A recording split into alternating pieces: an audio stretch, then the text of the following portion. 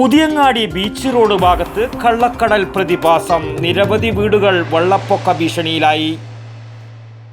ഇപ്പോഴത്തെ കുട്ടികളുടെ IQ level വളരെ ഹൈ ആണ്.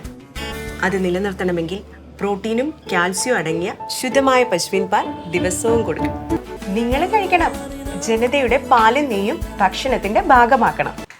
തിങ്കളാഴ്ച ഉച്ചയോടുകൂടി 1 മീറ്റർ ഉയരത്തിലടിച്ച ശക്തമായ തിരമാലയിൽ പുതിയങ്ങാടിയിലെ തീരദേശ മേഖലയിലെ വിവിധയിടങ്ങളിൽ ശക്തമായ കള്ളക്കടൽ പ്രതിഭാസം രൂപപ്പെട്ടു. ഇതോടെ തീരദേശ മേഖലയിലെ വീടുകൾ വെള്ളത്താൽ ചുറ്റപ്പെടുന്ന അവസ്ഥയിലുമായി.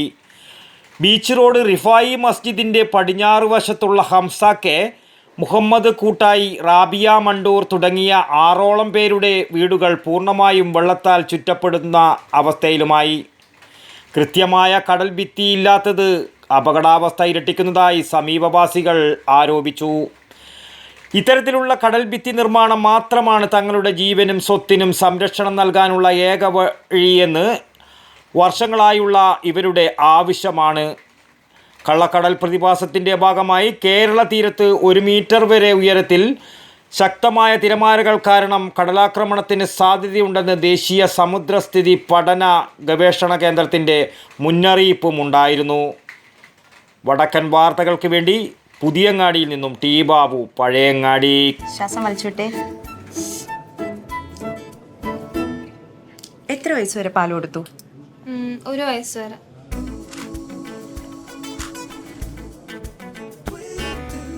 കണ്ടില്ലേ, ഇപ്പോഴത്തെ കുട്ടികളുടെ IQ ലെവൽ വളരെ ഹൈ ആണ്. അത് നിലനിർത്തണമെങ്കിൽ പ്രോട്ടീനും കാൽസ്യവും അടങ്ങിയ ശുദ്ധമായ പശുവിൻ പാൽ ദിവസവും കൊടുക്കും.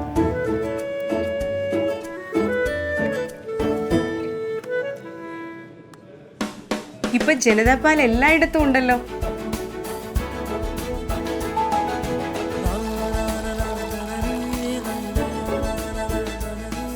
നിങ്ങൾ കഴിക്കണം. ജനതയുടെ പാലും നെയ്യും ഭക്ഷണത്തിന്റെ ഭാഗമാക്കണം. ആരോഗ്യമുള്ളവർക്കേ നാളെയുള്ളൂ.